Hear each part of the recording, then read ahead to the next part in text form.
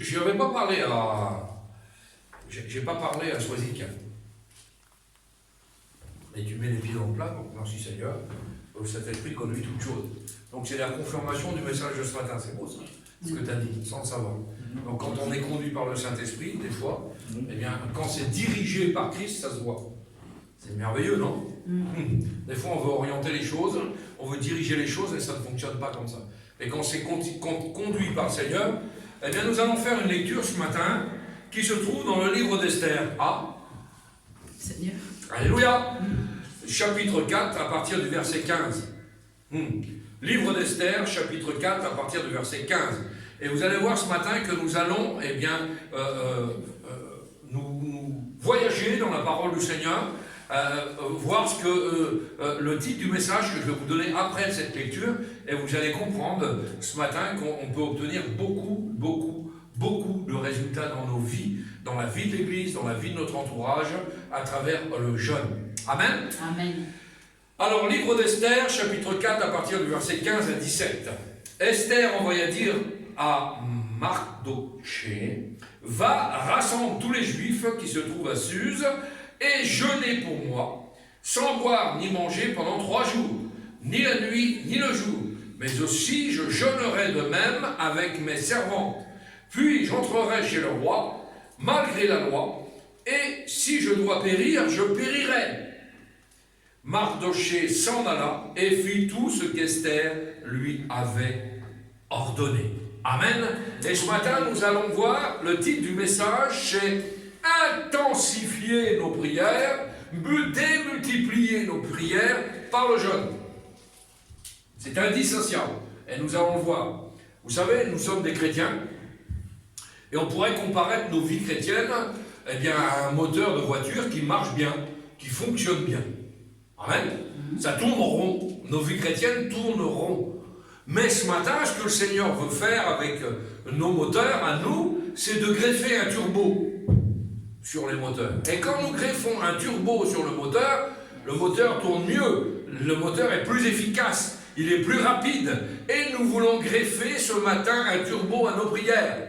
Est-ce que vous le voulez? Oui. Hein, d'habitude, on prie, on sait pourquoi nous prions, nous louons, nous adorons, nous mettons à part, mais souvent, eh bien, on oublie un facteur, une des clés que le Seigneur nous a laissées pour intensifier cette vie de prière, pour avoir de résultats positifs dans notre vie de prière, c'est de démultiplier nos prières, intensifier nos prières par le jeûne. Et on va le voir ensemble. Et vous allez voir les exemples que je vais vous donner ce matin sont merveilleux. Amen.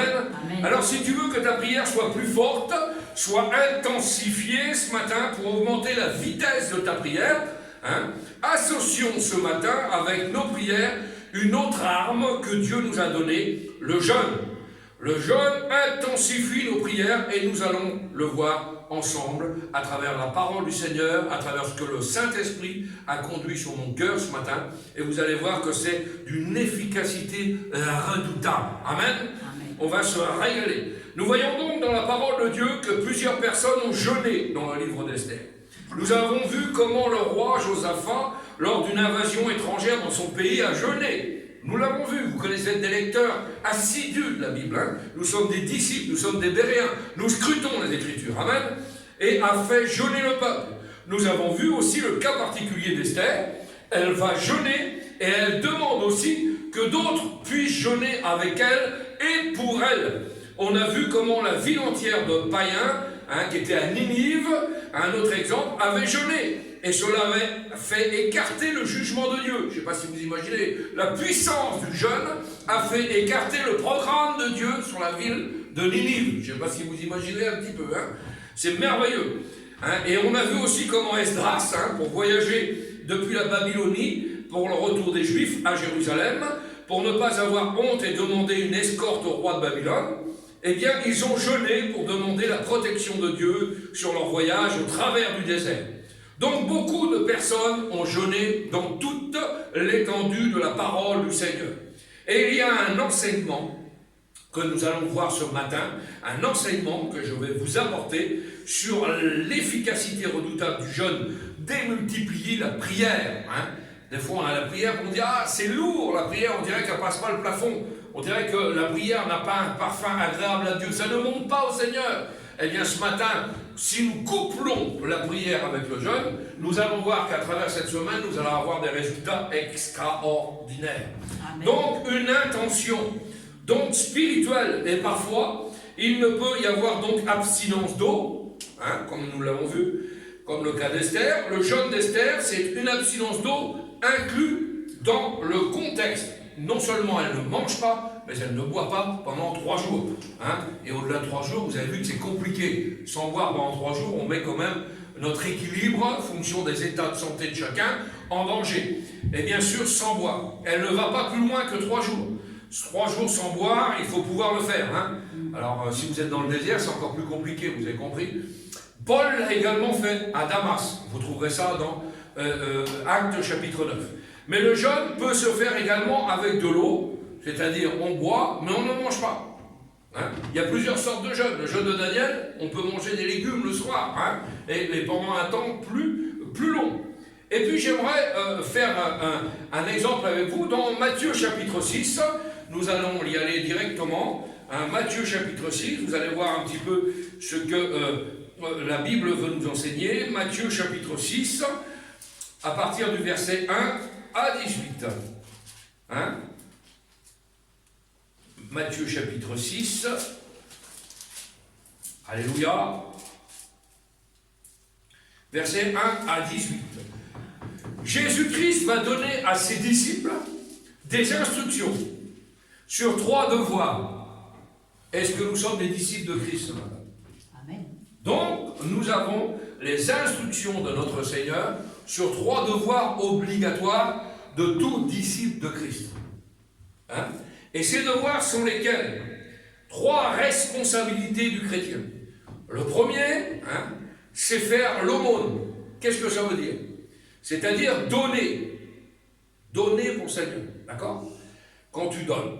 D'accord? Le deuxième, c'est de prier. Donc quand tu pries, là il n'y a pas de problème, on comprend bien. Et le troisième enseignement, c'est quand tu jeûnes. Donc de jeûner. Et dans chaque cas, nous voyons que Jésus-Christ a mis l'emphase sur les motifs, c'est-à-dire pourquoi je fais ceci, pourquoi je jeûne, pourquoi je donne et pourquoi je prie. Vous avez tout ça dans ce texte merveilleux. Et l'avertissement de Jésus que Jésus a voulu donner dans ces cas-là, si vous regardez bien dans Matthieu chapitre 6, et l'avertissement est pour empêcher l'attelage vaniteux, la parade vaniteuse, de faire ces 3 choses de façon ostentatoire. C'est une mise en garde. C'est-à-dire que quand on le fait, on ne doit pas se montrer aux yeux des gens. Moi, je ne suis pas un pharisien. Hein, la Bible parle des pharisiens. Ah, je ne suis pas comme le reste de ces hommes. Je donne ma dîme, je jeûne tant de jours, tant de fois par semaine. Je fais ci, je fais ça. Mais ça, c'est pour se montrer. Ce que nous devons faire pour le Seigneur est bien forcément dans l'anonymat. Pas dans l'anonymat de l'Église, mais forcément des fois dans l'anonymat vis-à-vis des autres. Pour pas dire je suis mieux que toi parce que je fais ces 3 devoirs. Vous avez compris? Hein, c'est donc une exhortation que Christ nous donne. Hein, comme Jésus va le dire, pour être vu. Hein, parce que le fait de se montrer, c'est être orgueilleux dans ses pratiques. Vous comprenez ça? Donc nous ne soyons pas orgueilleux ce matin. Nous le faisons parce que c'est une discipline que Christ nous a imposée. Hein, mais nous le faisons pour Christ, premièrement, et pas pour être vu des gens. Chapitre 6 de Matthieu, verset 1. Regardez bien ce que nous dit la Bible. Gardez-vous de pratiquer votre justice devant les hommes, pour en être vus. Autrement, vous n'aurez point de récompense auprès de votre Père qui est dans les cieux. C'est-à-dire que les hommes voient ce que vous faites. D'accord? C'est l'avertissement du Seigneur, et évidemment, nous ne devons ni prier, ni donner, ni jeûner pour impressionner les autres. Amen. Si vous faites ça dans cette voie-là, c'est plus compliqué. Au verset 2, Jésus va dire, afin d'être glorifié par les hommes. Lorsque tu fais l'aumône, lorsque tu donnes pour Dieu, ne sonne pas de la trompette. Est-ce que vous avez compris ça? devant toi, comme font les hypocrites dans les synagogues, c'est ce que je vous expliquais, et dans les rues, afin d'être glorifiés par les hommes. Nous ne voulons pas être glorifiés par les hommes, nous voulons être glorifiés par Christ. Amen. C'est important ça. On va continuer ensemble. Dans chaque cas, on voit que Jésus assume que tous ses disciples vont accomplir ces 3 devoirs. Lors donc, quand tu fais l'aumône, ensuite quand tu pries, toi seul.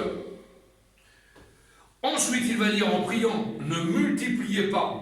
Donc c'est un pluriel. Les mots sont importants, la parole du Seigneur.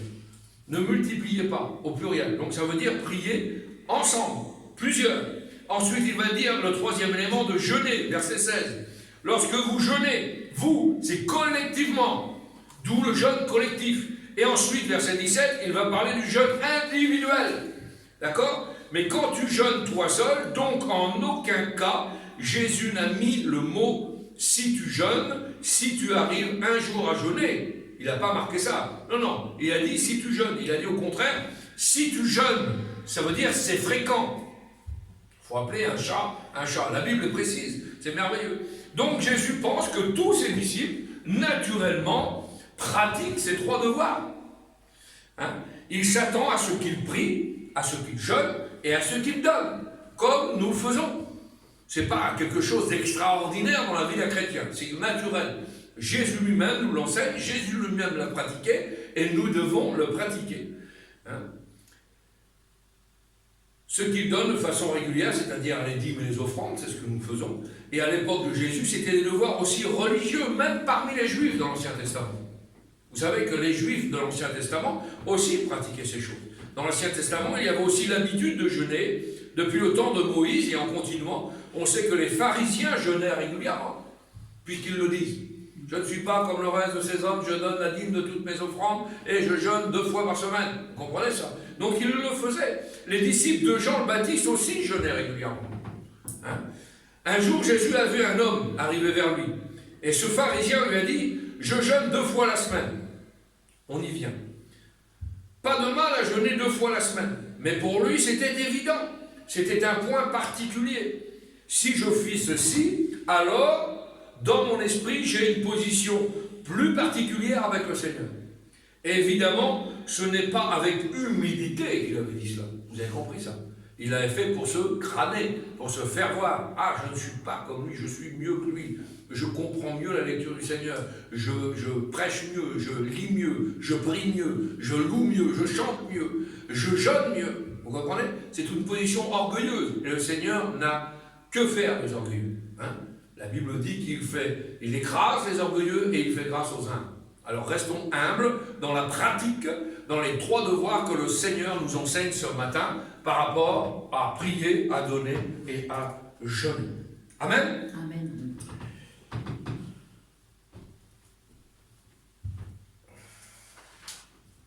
Le peuple a posé la question un jour et a demandé pourquoi les disciples de Jésus ne jeûnaient pas. Vous vous rendez compte? Comment ça? Donc dans l'Ancien Testament, on était éduqués spirituellement dans une religion, dans un sens où on devait jeûner. Et un jour, les gens qui sont là, le peuple qui est là, eh bien, vient vers Jésus et demande pourquoi les disciples de Jésus ne jeûnaient pas. La réponse, on va le lire dans Marc chapitre 2. Amen, vous êtes toujours avec moi? On le lit ensemble. Regardez ce que nous donne la réponse. Marc chapitre 2. C'est merveilleux parce qu'il y a des réponses à tout. Alors regardez bien ce que nous dit la parole du Seigneur. Marc chapitre 2 verset 18. Regardez bien la réponse. C'est une petite parabole. 2 verset 18. Vous y êtes? Les disciples de Jean et les pharisiens jeûnaient. On est d'accord? Ils vinrent dire à Jésus, pourquoi les disciples de Jean et ceux des pharisiens jeûnent-ils, tandis que tes disciples ne jeûnent point? Et Jésus leur répondit, les amis, quelle parabole? On va développer. Les amis de l'époux peuvent-ils jeûner pendant que l'époux est avec eux?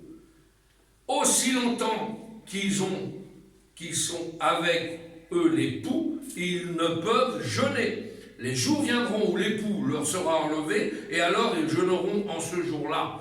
Personne ne coud une pièce de drap neuf à un vieil habit, autrement la pièce de drap neuf emporterait une partie du vieux et la déchirure serait pire. Et personne ne met du vin nouveau dans des vieilles outres, autrement le vin fait rompre les outres et le vin et les outres sont perdus. Mais il faut mettre le vin nouveau dans des outres neuves. Amen. Amen. Toute la parole du Seigneur est en parabole. Et regardez bien cette petite parabole très simple. Donc le Nouveau Testament, l'époux pour nous c'est Jésus. Amen. On est d'accord. Ok. Les amis de l'époux c'est qui? C'est les disciples de Jésus. On est bien d'accord. Amen. Et c'est à eux que la question avait été adressée. Les amis de l'époux à ce moment-là ne jeûnaient pas. Et ils ne jeûnaient pas pendant que l'époux était avec eux. C'est-à-dire que tant que Jésus était avec eux, ils ne jeûnaient pas. C'est quoi cette période? Quelle est cette période? Eh bien, cette période, c'est la période du ministère de Jésus sur terre. Alors que Jésus était physiquement présent avec eux, avec ses disciples, Jésus a dit, les jours viendront où l'époux leur sera enlevé. Ça veut dire ce que ça veut dire. C'est-à-dire qu'un jour, le Seigneur partira vers son Père, nous préparer une place, il n'y a pas de problème. C'est déjà des prophéties, ça, vous comprenez ça? C'est des révélations que le Seigneur fait à travers cette petite parole. Avec ses disciples, mais Jésus, c'est-à-dire les jours là viendront où l'époux leur sera enlevé. Donc les amis, les disciples vont vivre quelque chose de très particulier dans leur vie. L'époux ne sera plus avec eux. Les amis de l'époux ne verront plus l'époux. Alors, c'est quoi? Eh bien, cette période, c'est quand Jésus sera enlevé au ciel, et cette période va finir quand il va revenir pour prendre son Église. Est-ce que vous comprenez? Vous me suivez là, jusque-là?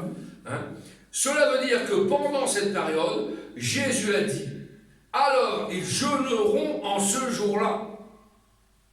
Et nous jeûnons. Et nous jeûnons depuis une période de plus de 2000 ans. Ça fait 2000 ans que les disciples de Christ jeûnent, parce que l'époux n'est plus avec eux. Est-ce que vous comprenez ça? C'est merveilleux ça. Quand on sera au ciel, on n'aura plus besoin de jeûner. On n'aura plus besoin de prier. On sera dans l'adoration, dans la contemplation. On n'aura rien à dire. Ça sera merveilleux. Donc c'est très simple.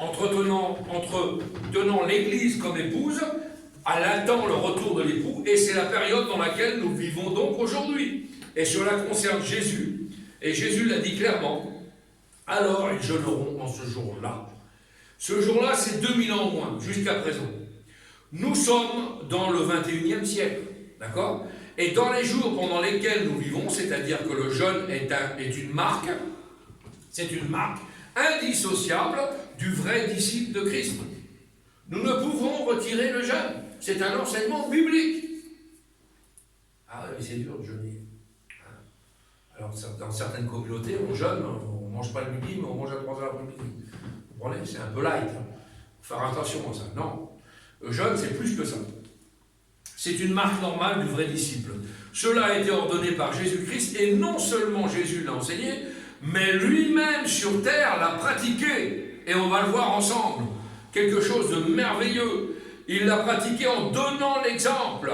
Et nous allons lire dans Luc chapitre 4, verset 1. Amen. Vous êtes toujours avec moi? Amen. Luc chapitre 4, verset 1. Regardez ce que nous dit la parole du Seigneur. Luc chapitre 4, verset 1. Et là, il y a beaucoup à apprendre. Dans ce petit texte-là, qui ne vous paraît pas grand-chose, que vous connaissez sûrement par cœur, vous allez voir. Jésus, rempli du Saint-Esprit, revint du Jourdain, et il fut conduit par l'Esprit dans le désert. Vous retrouverez ça dans Matthieu 4, verset 1. Où il fut tenté par le diable pendant 40 jours. Il ne mangea rien durant ces jours-là. Et après qu'ils furent écoulés, il eut faim. Amen. Amen. Il ne mangea rien durant ces jours-là. On ne dit pas qu'il n'a pas bu. 40 jours sans boire, c'est impossible. D'accord? Mais il n'a pas mangé. Immédiatement après le baptême dans le Jourdain, il a été conduit dans le désert et a jeûné pendant 40 jours. Et au bout de 40 jours, il y a un conflit spirituel directement avec Satan.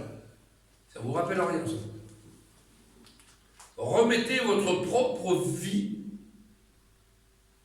vos propres expériences, le jour où vous êtes engagé par les eaux du baptême. C'est les premiers jours les plus compliqués. C'est les jours où, quand vous sortez du baptistère, quand vous avez donné votre cœur à Dieu, vous avez accepté le Seigneur, là, Satan vient et se déchaîne. Parce que vous avez changé de camp. Hein? Vous comprenez? Vous êtes engagé par les eaux du baptême. Et souvent, quand on sort des eaux du baptême, c'est là que c'est le plus compliqué. La jeune vie d'un chrétien. Un chrétien tout neuf. Un chrétien en danger. C'est un enfant chétif encore. Il ne connaît pas Dieu. Il est au lait spirituel. Et d'un coup, là, il est dans la grande cour. Mais la grande cour, le champ de l'ennemi. Il faut bien faire attention. Eh bien, on voit que le Seigneur nous rappelle ces choses. Donc, au bout de 40 jours, il y a un conflit spirituel directement avec Satan. Et il y a une chose que le diable ne veut pas, c'est que nous prions, premièrement, et surtout que nous jeûnions. Satan a horreur d'un chrétien qui jeûne, je peux vous le dire. Pourquoi? Parce qu'il y a des sortes de démons, et vous lirez ça dans toute la parole du Seigneur, qui ne sortent que par le jeûne. Qui ne sortent que par le jeûne. Bien sûr que nous pouvons chasser les démons, au nom de Jésus. Bien sûr que nous pouvons prier et avoir de l'influence sur notre entourage, sur notre propre vie, mais ça ne suffit pas. Et il y a des sortes de démons dans la parole du Seigneur qui ne sortent que par le jeûne. S'il n'y a pas le jeûne, vous pouvez prier 20 ans, hein, mais il n'y a pas de jeûne. Eh ben, moi je suis bien là, je reste là, je reste en place. Vous comprenez ça? Faisons bien attention à ça. Pourquoi? Parce qu'il y a donc des sortes de démons qui ne sortent que par le jeûne et la prière. D'où le titre du message de ce matin, intensifie ta prière par le jeûne. Parce qu'il y a des combats que nous allons devoir mener, il y a des combats qui vont se présenter devant nous, que nous pourrons gagner que par le jeûne et la prière associée. Si nous prions, ben, c'est bien. Merci Seigneur, la Bible nous enseigne, prier sans cesse. Mais si vous n'associez pas le jeûne à la prière, il y a des choses qui ne pourront jamais changer. Ah ben oui, mais non, c'est intensifie ta prière par le jeûne ce matin. Amen. Amen. Et Luc décrit plusieurs façons de voir Jésus, c'est merveilleux, avant le jeûne et après le jeûne. Et vous allez voir la différence. Verset 1er, on vient de le lire. Jésus, rempli du Saint-Esprit, revint du Jourdain. Il sort de l'eau du baptême. Et il est rempli du Saint-Esprit. Moi, j'ai vu faire des baptêmes, et quand le baptême est exécuté, on prie pour le baptiser, on prie pour le jeune chrétien, et le Saint-Esprit tombe sur lui. C'est un engagement vrai et sincère. Pas toujours, mais ça arrive. Donc, ça veut dire que là, Jésus, en étant baptisé, en tant qu'homme sur la terre, on ne parle pas de quelqu'un de divin, là, on parle d'un homme sur la terre. Il est rempli du Saint-Esprit lorsqu'il sort des eaux du baptême. Ensuite, premier enseignement, merveilleux. Mais il fait ça à suivre pour nous montrer l'exemple. Bam, il jeûne 40 jours. Baptistère, baptisé, rempli du Saint-Esprit, il se met dans le jeûne, aussitôt. 40 jours. Et nous allons lire à la fin de son jeûne, verset 14. Vous allez pouvoir le lire. Hein? On va le lire ensemble. Regardez ce qui est marqué. Jésus, revêtu de la puissance de l'Esprit, retourna en Galilée et sa renommée se répandit dans tout le pays d'alentour. Ça veut dire quoi? Eh bien, ça veut dire, on ne dit pas là dans la Bible est très précise dans ses mots. Là, on ne parle plus de Jésus rempli du Saint-Esprit. Hein. Mais on parle de Jésus revêtu de la puissance du Saint-Esprit. Deux choses différentes. Cela veut dire que lorsque Jésus est allé dans le désert, il était déjà rempli du Saint-Esprit, revêtu du Saint-Esprit, d'accord? Mais quand il est ressorti après le jeûne de 40 jours, il est retourné dans la puissance du Saint-Esprit. Vous avez compris ce que c'est l'additionnel?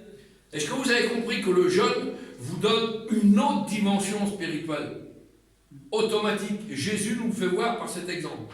On peut être rempli du Saint-Esprit parler en langue, pas de problème, avoir une onction particulière sur nos vies. Mais si on ajoute à ces prières-là le jeûne, nous sommes revêtus de la puissance du Saint-Esprit. Alors là, c'est autre chose, hein. C'est une autre dimension. Et comme nous sommes revêtus de la puissance du Saint-Esprit, eh bien, nous voyons que là, on peut retourner dans les pays, hein, où nous avons nos ennemis, et puis là, on y va. Hein. Vous comprenez ça? C'est plus être rempli du Saint-Esprit, ça. C'est revêtu de la puissance du Saint-Esprit. Deux choses différentes.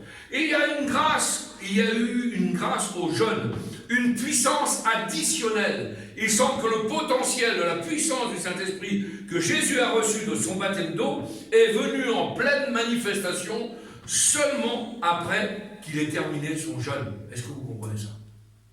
Vous me suivez ou pas? Amen. C'est-à-dire que là, ça a démultiplié le Saint-Esprit sur sa vie. Non seulement il est plus rempli du Saint-Esprit, mais là, il a la puissance, revêtu de la puissance du Saint-Esprit. Je ne vous dis pas pourquoi qu'après, il y a un ministère qui est puissant. Vous comprenez ça? Mais il a fait les choses dans l'ordre. Et dans nos vies chrétiennes, nous devons faire comme ça. On s'engage par les eaux du baptême, on recherche d'être rempli du Saint-Esprit. Amen. On progresse dans nos vies, on attaque le jeûne, on attaque ce que la Bible nous enseigne, nous sommes des vrais disciples, les trois devoirs du disciple, et derrière ça, ce que nous avons reçu par le Saint-Esprit, nous sommes revêtus d'une puissance du Saint-Esprit. Vous comprenez? Et c'est complètement différent. Donc le jeûne a été la phase finale de la préparation par laquelle il devait passer pour commencer dans son ministère public. Merveilleux ça, hein? Il n'a pas commencé son ministère public avant d'avoir reçu la puissance du Saint-Esprit. Et beaucoup aujourd'hui de gens mettent la charrue avant les bœufs. C'est-à-dire qu'on veut aller dans le terrain de l'ennemi, on veut chasser les démons, on veut soigner, on veut guérir, on veut avoir des ministères puissants, mais on a loupé des cases. Il y en a qui se baptisent. Ah, le Seigneur m'a appelé à le servir. Ok, merveilleux. Mais il y a une conduite à tenir. Aujourd'hui, on n'envoie pas un jeune chrétien dans le terrain de l'ennemi. Il va se faire dépouiller. Même s'il parle en langue. Vous comprenez ça? Il faut une formation. Et la formation se passe dans les trois devoirs de chrétiens que nous venons de voir. Hein, le jeûne additionnel à la prière. C'est important. Donc, même les lois spirituelles qui sont appliquées à Jésus, eh bien, s'appliquent aussi à ses disciples. Pourquoi? Si nous voulons être revêtus de la puissance du Saint-Esprit, alors attaquons.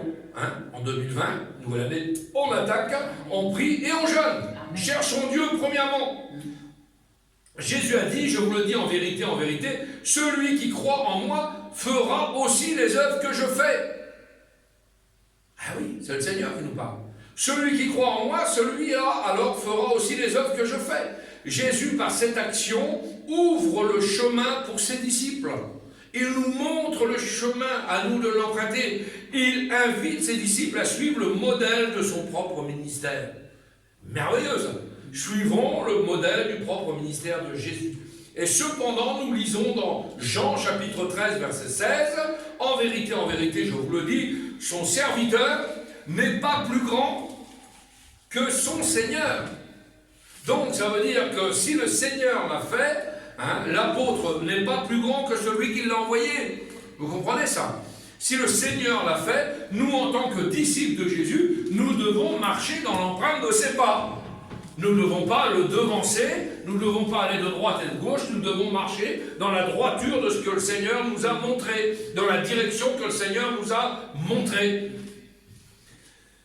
Dieu utilise des pécheurs sauvés, c'est vrai, par la grâce de Dieu. L'apôtre Paul le dit, soyez mes imitateurs comme je le suis moi-même de Christ. Son modèle, c'est Christ, c'est pas l'apôtre Paul. Mon modèle, c'est pas l'apôtre Paul. Si j'enlève l'apôtre Paul, derrière l'apôtre Paul, il y a Christ. Vous comprenez ça? Ah oui, c'est merveilleux ça. Hein? Ne soyez jamais le modèle d'un pasteur, ne soyez jamais le modèle d'un serviteur de Dieu, d'un apôtre, d'un prophète, de ce que vous voulez. Soyez le modèle de Christ. Parce que derrière ça, on doit voir le reflet de Christ. Soyez mes imitateurs comme je suis moi-même de Christ. Et étant revêtus de la puissance du Saint-Esprit, alors à ce moment-là, des choses merveilleuses peuvent être réalisées et s'accomplir dans vos vies dans la vie de ceux qui vous entourent, dans vos familles, Amen. dans toutes choses. Et c'est la raison pour laquelle je crois dans l'Église. Amen. Que l'Église vivante dans la fin des temps, c'est ça. L'Église vivante, c'est ça. C'est pas une Église remplie, c'est pas une Église qui est nombreuse, c'est une Église qui marche sous la puissance de l'Esprit. Amen. Ah oui. L'Église de la fin des temps. Hein, pas une Église qui se meurt, pas une Église qui est en train de vivoter, mais une Église puissante, remplie, sanctifiée, qui n'a pas de rides. Pas de rides. La Bible dit que Jésus viendra chercher une Église sans rides et sans taches. Alors laissez-moi vous parler qu'une Église de 200, 300, 400, merci, merveilleux. Mais s'il y a des défauts, s'il y a des interdits au milieu de l'Église, si on n'a pas été revêtu de la puissance du Saint-Esprit, cette Église-là, même si elle est nombreuse, elle reste là. Parce qu'elle n'est pas dans la droite lignée de ce que Jésus veut. Et ça, c'est important. Trop de gens aujourd'hui servent le Seigneur à tort et à travers. Alors on a tous des défauts, il n'y a pas de problème, mais aussi mettons en avant ce que le Seigneur nous enseigne. Hein, on ne veut pas des chaises vides, des chaises pleines, on ne veut pas des membres, mais on veut la gloire de Dieu au milieu de nous. Et cette Église que Christ vient lever des vainqueurs, c'est celui qui vaincra. C'est cette Église-là, l'Église glorieuse. Pour ces raisons, nous avons plus que jamais besoin de jeûner et de prier. Alors oui, définitivement oui, si le jeûne a une grande efficacité pour la vie de Jésus lui-même et son ministère, à combien, à plus forte raison, il est utile pour nous, pour faire face à l'ennemi, aux temps compliqués, au monde cruel qui nous entoure et tous les problèmes que nous pouvons accumuler. Rappelons-nous que l'Église primitive priait et jeûnait. L'Église primitive, ce n'est pas l'Église catholique romaine. J'entends des fois l'Église primitive, la première Église, c'est l'Église catholique romaine. Non, la première Église, c'est l'Église de Christ. C'est l'Église primitive. On n'est pas rendu là, hein. Cette Église-là, vous savez, qui dans l'Ancien Testament mettait tous ses biens en commun et partageait. Oh là là là là, ah non, c'est pas possible ça. Ah, aujourd'hui, c'est pas possible. Eh bien, pourtant, si. C'est l'Église primitive, c'est l'Église de Christ. La vraie Église, l'Église vivante. Pas une Église morte, pas une Église bâtiment, pas un hangar extraordinaire plaqué or, ça n'intéresse personne, ça. L'Église primitive, c'est l'Église vivante, avec des vrais disciples à l'intérieur. Amen. Amen. Ah, c'est merveilleux. Rappelons-nous que l'Église primitive priait et jeûnait. Nos frères et nos sœurs du 1er siècle, je ne sais pas si vous imaginez, du 1er siècle, eh bien, pratiquaient le jeûne. On se rappelle que Paul était un vrai disciple de Jésus. Et le jeûne était une partie importante, vitale de son ministère. Nous voyons que tout de suite après sa rencontre avec Jésus. Regardez bien, hein, on va voir les textes, c'est merveilleux. Sur le chemin de Damas, hein, Saul de Tarse, il va lui, sur le chemin de Damas, il devient Paul. Il a passé, dès qu'il a été foudroyé par Jésus, 3 jours et 3 nuits dans le jeûne et la prière, sans manger ni boire, comme Esther. Merveilleux. Tout de suite. Il a été abasourdi. Il comprenait que soudain sa vie était complètement bouleversée, que celui qui combattait était le Dieu de ses ancêtres. Je ne sais pas si vous imaginez que Jésus-Christ était le Messie, tant attendu par Israël. Et le Messie qu'il combattait, lui, était apparu sur le chemin de Damas. La Bible dit, sans manger ni boire. Il était aveuglé par la lumière du ciel, 3 jours sans voir. Ah oui, hein, la lumière de... On peut être aveuglé, des fois un petit peu gêné par les phares des voitures la nuit, par un halogène, mais la lumière de Christ dans vos vies, ah, vous êtes tombé par terre. C'est tellement puissant, tellement merveilleux, que là, de toute façon, on ne peut pas résister. Il a prié, il a demandé, il a cherché Dieu, la direction de Dieu. Entre dans la ville et on te dira ce que tu dois faire. Ce n'est plus lui qui allait mener, comme avant, l'ancien général qu'il était, mais quelqu'un d'autre qui allait le conduire. Amen. Est-ce que vous voulez être conduit par Christ ce matin? Amen. Ah là là, moi je ne veux plus mener ma propre barque, je ne veux plus mener ma bonne direction. Moi je veux faire ça, oui, pas la volonté de Dieu. Je veux aller là, oui, c'est pas la volonté de Dieu. On l'a vu, hein, on en a parlé tout à l'heure, des gens qui ont des orientations spirituelles vagabondes. On va à l'aventure, on cherche du sensationnel, du frisson, de l'émotion. Hein, on cherche plein de choses. On veut du spectacle aujourd'hui. Hein, on veut, puis on se cache derrière des textes. Ah oui, mais ça vibrait, il y avait une émotion, c'était un concert. C'était pas une prédication, c'était un concert. Aujourd'hui, on va dans des concerts. on va dans des choses qui sont spirituelles mais boiteuses. Vous comprenez ce que je veux dire? Faisons bien attention, ne cherchons pas la sensation, l'émotion, cherchons la vraie relation avec Christ. Amen. C'est ça qui est le plus important. Vous voulez de l'émotion? Ben, soyez en relation avec Christ. Vous allez en avoir de l'émotion. Hein, vous en voudrez peut-être plus, ça va vous faire peur, tellement d'avoir la relation avec Christ. Mais aujourd'hui, je veux que l'autre il tombe, je veux qu'il y ait un vent de l'esprit qui vienne, qui souffle sur tout le monde, je veux que tout ça soit balayé, mais c'est pas biblique. On veut des choses qui ne sont pas bibliques aujourd'hui, on veut du spectacle sensationnel, et puis on ne veut pas la chose de Dieu. Hein? Si vous êtes en communion avec Christ et que vous êtes des vrais chrétiens, croyez-moi, de l'émotion, vous allez en avoir. Et vous allez être surpris par la puissance de Dieu. Le jeûne ferait partie régulièrement de sa discipline à Paul, spirituelle. Nous voyons que plus tard dans son ministère, Paul aussi donne une liste comme quoi il avait fait ses preuves comme ministre de l'Évangile. Pour être un vrai ministre de Jésus-Christ, on va le lire dans 2 Corinthiens, on va aller ensemble dans 2 Corinthiens, chapitre 6, verset 3. Regardez ce que nous dit la parole. 2 Corinthiens, chapitre 6, verset 3. Regardez bien ce que nous enseigne Paul. Nous ne donnons aucun sujet de scandale en quoi que ce soit, afin que le ministère ne soit pas un objet de blâme. Mais nous rendons à tous égards recommandables, comme serviteurs de Dieu, par beaucoup de patience, dans les tribulations, dans les calamités, dans les détresses, sous les coups, dans les prisons, dans les troubles, dans les travaux, dans les veilles et dans les jeûnes. Nous y voilà. Dans les veilles et dans les jeûnes. Ça veut dire quoi? Eh bien, ça veut dire que les veilles, c'est des nuits de prière à genoux. C'est ça, les veilles. Des nuits de prière. Mon ancien, Étienne, que Dieu le bénisse, on prie pour lui, pour cette opération de demain, au Mans. Eh bien, je vous le dis, quand il va en Inde, les femmes indiennes prient des nuits entières, à genoux.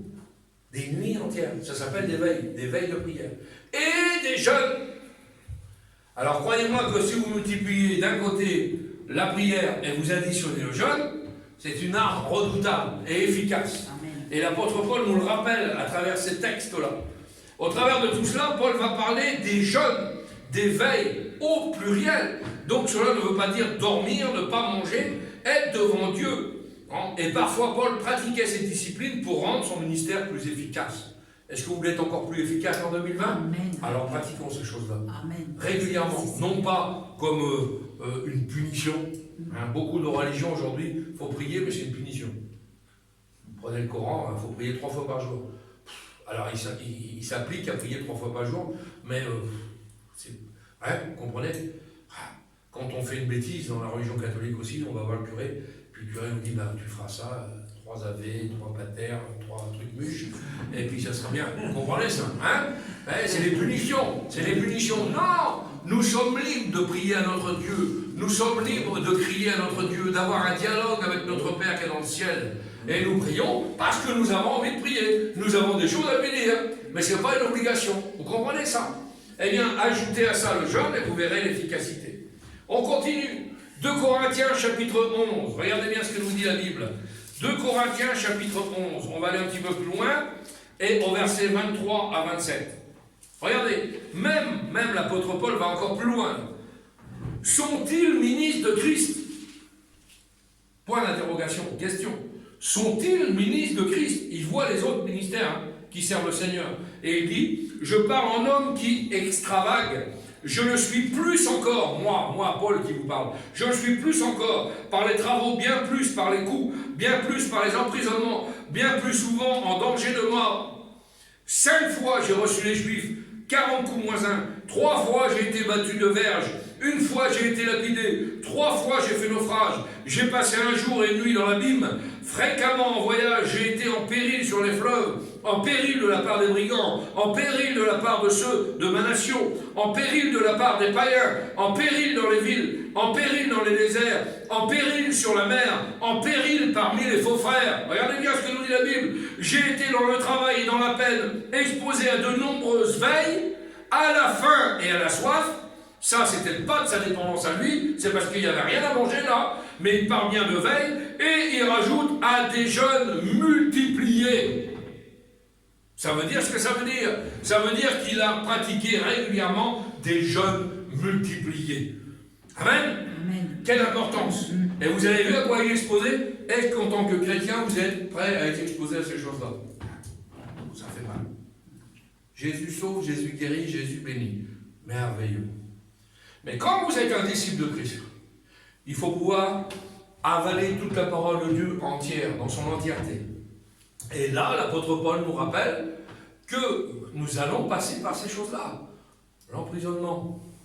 Je me comprends, hein, des fois on est en prison, mais en liberté. Vous voyez ce que je veux dire? Emprisonné, c'est des fois couper des familles. Vous êtes en prison chez vous tout seul. C'est ça l'emprisonnement spirituel. Hein. C'est pas forcément d'être derrière des barreaux, hein, parce que derrière des barreaux, des fois ça se passe très bien, je sais de quoi je parle. Vous comprenez? Mais là, je parle d'être en prison seul, dans la solitude. Vous êtes emprisonné, parce que les gens du tour vous condamnent, vous avez des murs autour de vous. C'est ça aussi l'emprisonnement spirituel. Ouais, être passé par la calomnie. C'est quoi les déréglés, les dingues? Vous êtes dans une secte. On ne dit jamais ça. Ah oui, c'est ça. On va vous traiter de toutes sortes de noms. On va vous dire que vous êtes des fanatiques, vous êtes même... On a traité Jésus de Satan. Alors nous, vous imaginez bien que si vous arrivez demain et puis vous dites j'ai le pouvoir de la prière, on va pouvoir guérir ta maladie. Allez, fous-moi le camp dégagé. Ah oui, ils ne sont pas convertis les gens du dehors. Hein. Donc ils peuvent nous voir bizarrement. Mais c'est toutes ces choses que expose Paul. Les voyages, financièrement. Problèmes de toutes sortes. Hein, de ce monde, parce que nous sommes contraints quand même au monde. Hein. Nous ne faisons plus partie du monde, mais nous vivons dans ce monde. Donc tant que nous sommes sur cette terre, nous allons avoir quelques problèmes. Vous comprenez ça? Eh bien, la parole de Dieu nous enseigne, et il dit des jeûnes multipliés. Prière et jeûnes multipliés. Ah, c'est merveilleux. Le mot multiplié veut dire que c'est souvent. Donc Paul passait par de fréquentes périodes de jeûne. On sait aussi que les chrétiens du Nouveau Testament jeûnaient. Aussi individuellement et collectivement pour leurs disciples personnels, mais aussi collectivement pour leur ministère public, spécialement envers le Seigneur. Et puis, on va faire une dernière lecture ensemble. Acte 13, on va y aller. Par exemple, pendant qu'ils servaient le Seigneur dans leur ministère, ils jeûnaient. Voilà ce que nous dit Acte 13. Pendant qu'ils servaient le Seigneur dans leur ministère, ils jeûnaient. Donc à Antioche, hein, nous savons qu'à cette époque-là, il y avait 5 ministères qui priaient et qui jeûnaient ensemble. Et en jeûnant, dans cet exemple précis, nous voyons que premièrement, et ça j'insiste sur ce point-là, premièrement, avant de servir les hommes par leur ministère, ils servent premièrement le Seigneur.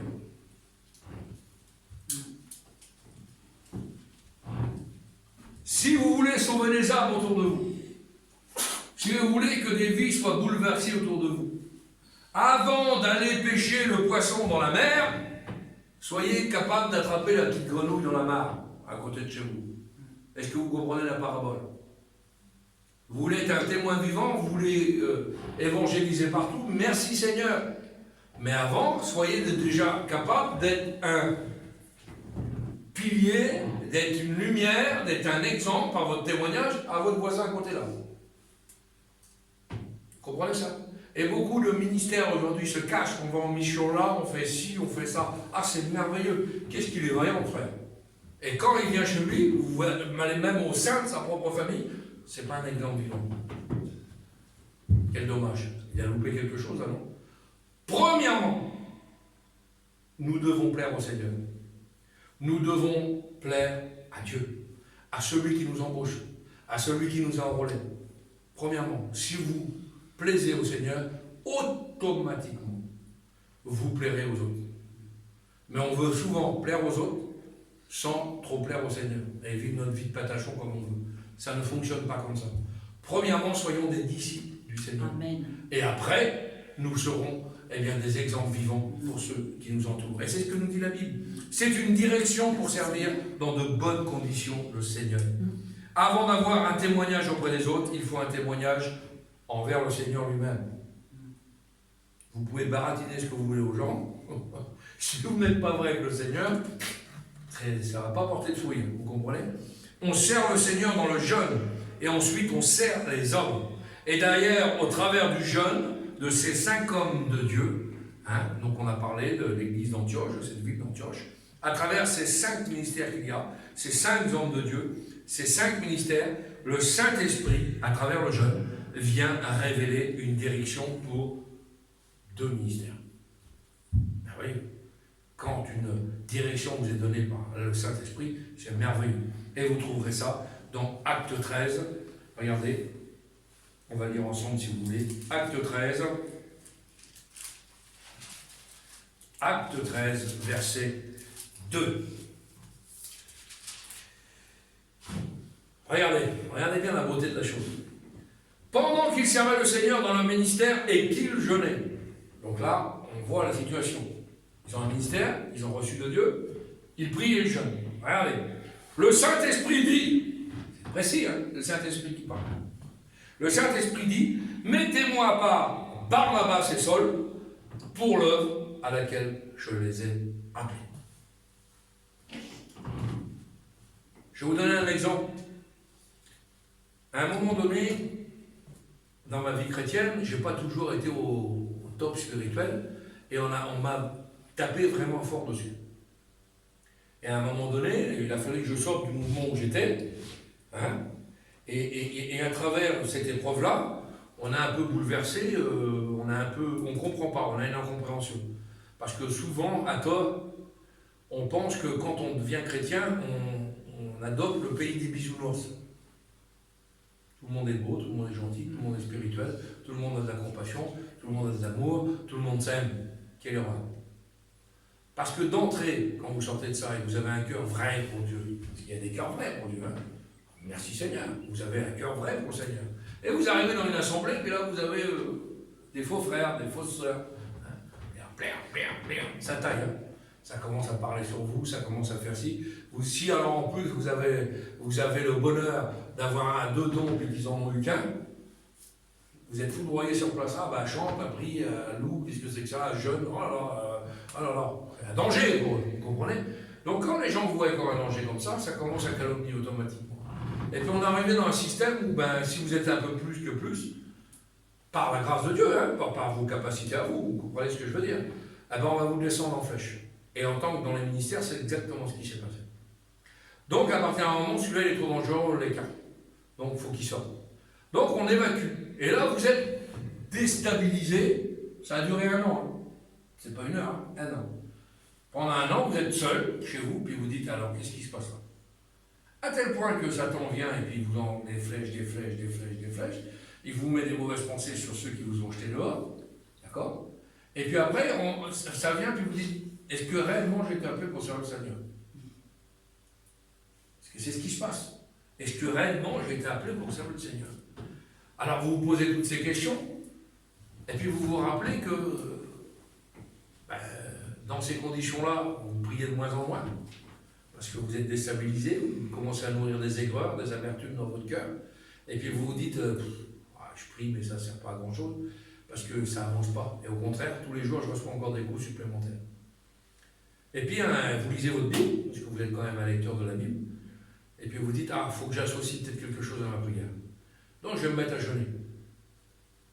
Et jeûner 3 jours, des fois, c'est dur, hein, sans boire, sans manger, je parle.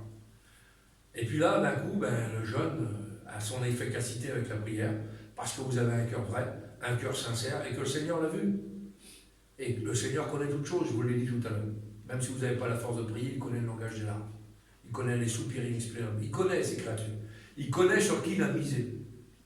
Il sait qu'il a misé sur toi ou sur toi, et il sait que des dents sont pleins. Toi, tu doutes parce que tu es déstabilisé par les hommes, donc tu ne sais plus si tu es dans le plan de Dieu, mais Dieu sait si tu es dans son plan à lui.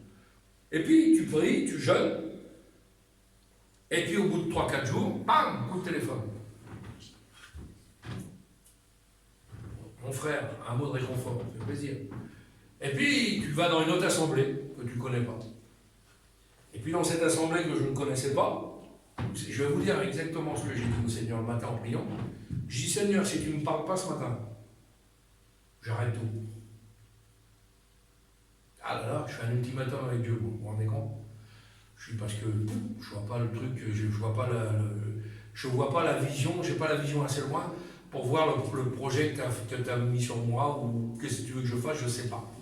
Donc, j'arrête tout. Je vais aller dans une réunion, je tire au hasard, Marie Calpin, d'église évangélique sur Paris, et je vais dans une église que je ne connais pas, une église beaucoup d'Africains, beaucoup de plein de choses, mais une bonne église. Et je ne sais pas où j'ai mis les pieds, hein, je vous le dis honnêtement, je ne sais pas. Et je m'assois dans le fond. Et je dis, Seigneur, il faut que tu me parles. Si tu ne me parles pas ce matin, je plie mes bagages, je resterai chrétien, mais je ne serai plus utile dans ton œuvre. Et ça sera ta volonté, pas la mienne. Quel culot. Et puis le message passe, la prophétie se passe, rien. Et puis le Seigneur a fait que le pasteur, il dit au revoir à tout le monde, hein, comme dans toutes les assemblées. Donc on passe tous devant lui, au revoir, que Dieu vous bénisse, Dieu vous accompagne. Merci mon frère, merci ma soeur, tu viens impeccable.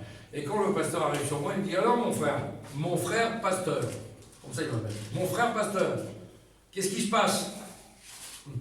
C'est beau quelqu'un qui est conduit par Dieu. Ben, il dit, t'as pas l'air d'avoir t'es pas trop en forme en ce moment, spirituellement. Ben, je dis, oui, c'est ça, oui. Ben, écoute, tu sais ce que tu vas faire. Tu vas venir mercredi, tu vas nous apporter la parole du Seigneur.